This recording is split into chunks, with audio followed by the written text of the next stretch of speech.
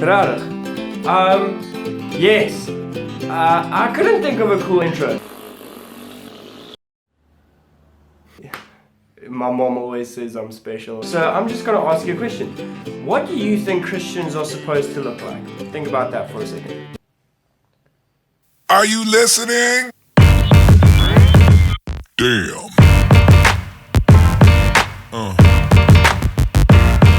Yeah. Yeah. Bet you didn't know that Mr. T was a Christian, and for real, like, this dude really loves Jesus. You should hear him preach. And that just illustrates my point so beautifully. So this whole video is about this, that I don't believe that Christians can be put in a particular box of this is what you need to look like, and this is how you need to act. And I'll tell you exactly why I believe that and why I believe that's true. But before I do, I want to introduce you to a couple of people that I look up to, believers, that I feel like if you had to see them on the streets, you would probably think they're gangsters or druggies. So, without any further ado, meet my two friends. I wish I knew them. But Lecrae and Brian Welch, okay? So, these two, both of them are musicians and award-winning musicians, and if you look at them, stereotypically they don't look like Christians, but the thing that I love about them, they both had two radical encounters with Jesus, got saved, and they're both on fire for God. They're making their music. Lecrae is a rapper, obviously. Brian Welch does heavy metal vibe music. You can see that in them, and they're reaching out to those communities. Okay, so allow me to explain why I believe you can't put Christians in a box like this. And if you noticed, my top changed, my beard maybe grew a bit longer. Well done, it's a couple of days later right now. So this book is banned in 52 countries, and there's a part of it that I want to read to you.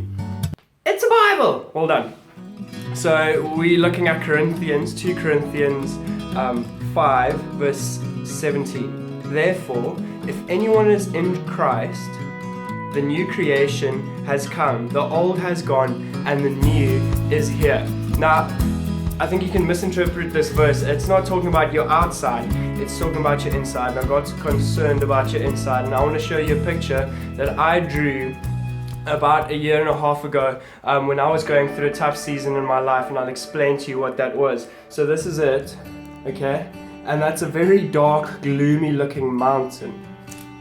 And what was happening there is I felt like God was calling me to summit a mountain. In essence, He was calling me to a challenge that I felt like was too great for me to accomplish. But what it comes down to is this, the fact that God has placed certain gifts in you, and He has given you a personality type that's specific and unique to you because He has a specific calling for you. Just like I felt called to something that was too great for me to accomplish, God reconfirmed the fact that He has placed the gifts in me to be able to walk out that mountain, to climb out that mountain.